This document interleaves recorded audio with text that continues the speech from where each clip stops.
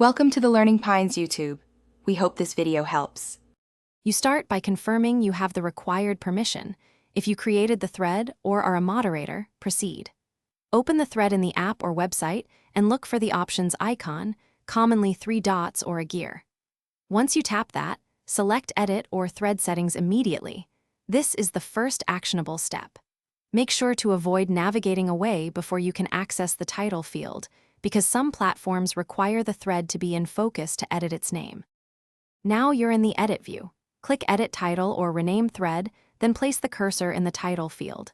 You should type a concise, descriptive name that helps discovery and context, since search and notifications use that text. Once done, press Save or Confirm. If there's an Apply button, use it.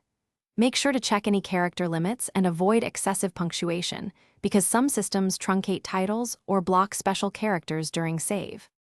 After saving, refresh the thread page or view it from another account to verify the change propagated. If the name didn't update, reopen the editor to confirm your input saved.